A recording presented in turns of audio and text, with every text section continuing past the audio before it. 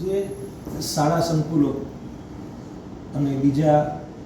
પણ tuition classes, coaching classes, આવા શૈક્ષણિક પ્રવૃત્તિ સાથે સંકળાયેલા જેટલા એકમો છે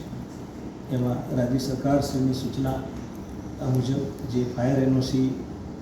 આવા સંકુલો પાસે હતું કે કેમ એની ચકાસણી લગભગ છેલ્લા 8-10 દિવસથી મહાનગરપાલિકા દ્વારા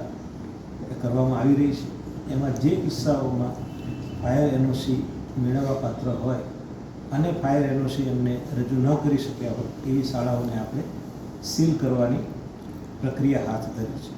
આ પ્રક્રિયા માત્ર રાજકોટ શહેરમાં પણ રાજ્યના લગભગ તમામ મહાનગરપાલિકા વિસ્તારોમાં થઈ રહી છે. આપે જે પૂછ્યું કે જેને ફાયર એનઓસી લેવું છે એવી શાળાઓને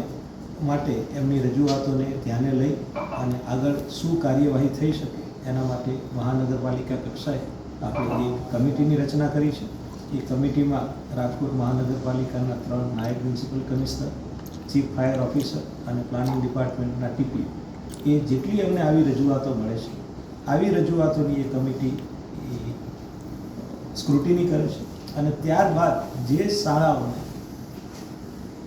ફાયર એનઓસીના દાયરામાં આવવા માટે જે કાર્યવાહી તેમને શાળા સંકુલમાં કરવાની થાય છે તો માત્ર એનઓસી લેવાના હેતુ માટે જે કાર્યવાહી કરવાની થાય એને સીલ ખોલી આપવા માટેનું committee case two case base ઉપર નિર્ણય લે છે.